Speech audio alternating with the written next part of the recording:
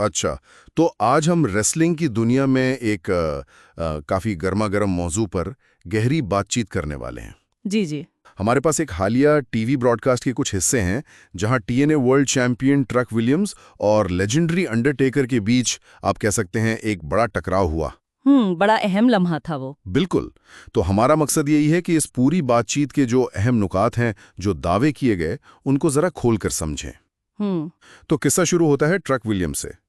وہ رنگ میں آئے اور آتے ہی کیا کہتے ہیں دھواں دھار قسم کے دعوے، جی، بڑے پراعتماد انداز میں خود کو ٹی این اے کا نیا شیرف بولا، T N A world champion ہونے کا اعلان کیا، اور سلیمورسری کا حوالہ بھی دیا فوراً۔ ہاں، کہا کہ وہ ٹی این اے کی تاریخ کا سب سے بڑا شو تھا، اور یہ بھی یاد دلایا کہ وہاں انہوں نے جو ہینڈرسن اور مائک سینٹانا جیسے دو ٹاپ کے پہلوانوں کو ہرایا تھا۔ اور اسی جیت کی بنیاد پر وہ سمجھ رہے ہیں کہ وہ صرف موجودہ نہیں بلکہ تاریخ کے عظیم ترین ٹی این اے چیمپئن ہیں۔ مطلب یہ بہت بڑا دعویٰ ہے، بہت بڑا۔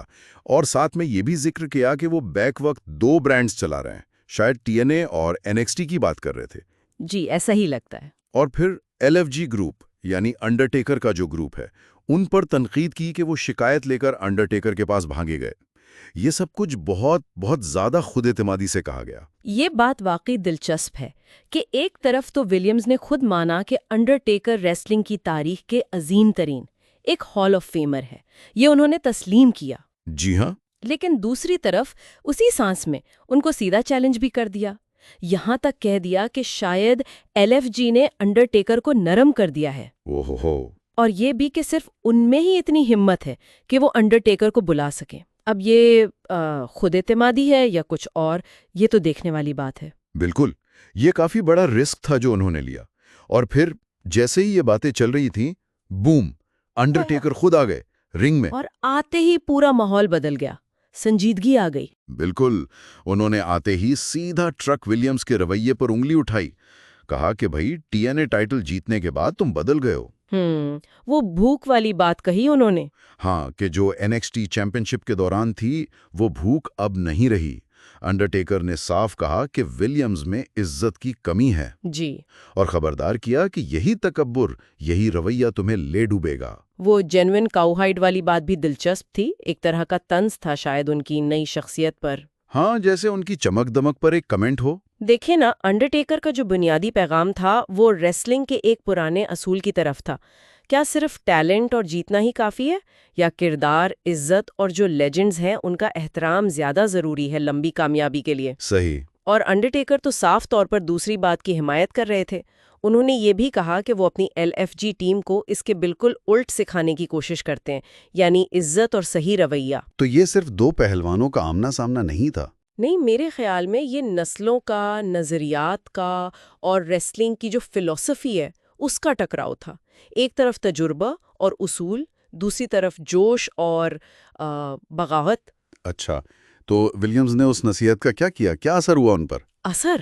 انہوں نے تو اسے بالکل ہی رد کر دیا۔ اچھا، کہا کہ انہیں ایل ایف جی کی کوئی پرواہ نہیں، اور یہ تک کہہ دیا کہ پورے این ایکس ٹی یا ڈبلیو ڈبلیو ای میں ان کے جیسا کوئی سپر سٹار ہے ہی نہیں۔ اوہ، بات بڑھ گئی۔ جی، اور بات صرف لفظوں تک نہیں رہی۔ اس دعوے کے فوراً بعد ولیمز نے غصے میں آ کر انڈرٹیکر پر ہاتھ اٹھانے کی کوشش کی، مکہ مارنے لگے۔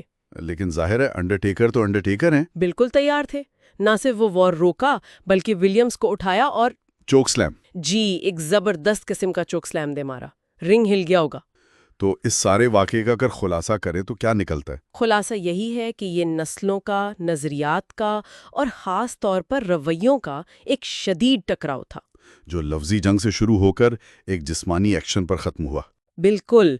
ٹرک ولیمز کے وہ بڑے بڑے دعوے، ان کی وہ زبردست خود اعتمادی یا شاید تکبر، اور دوسری طرف انڈرٹیکر کی وہ سخت وارننگ، عزت، رویے اور میراث کی اہمیت پر، اور پھر اس وارننگ کو عملی طور پر دکھانا بھی چوک سلم کے ذریعے، یہی اس پورے سین کے اہم ترین حصے تھے۔ بالکل صحیح۔ اور یہ واقعہ نا ہمیں ایک اہم سوال کے سامنے لا کھڑا کرتا ہے۔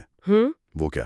دیکھیں ہمارے پاس جو معلومات ہیں وہ چوک سلم تک کی ہیں، لیکن اس ٹکراؤ کے کیا کہتے ہیں دیرپا اثرات کیا ہوں گے؟ خاص طور پر ٹرک ولیمز پر؟ جی، ان کے کریئر پر، ان کی شخصیت پر.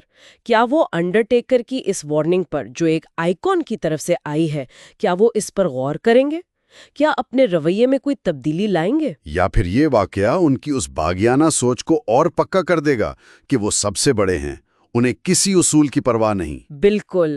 یہ ٹکراؤ ریسلنگ کے اندر اور شاید باہر بھی ایک بہت پرانے کلاسک تھیم کو سامنے لاتا ہے. خود اعتمادی کب تکبر بن جاتی ہے، وہ باریک سی لائن کہاں ہے؟ اور اس لائن کو پار کرنے کے نتائج کیا ہو سکتے ہیں؟ جی، یہ یقیناً ایک سوچنے والی بات ہے.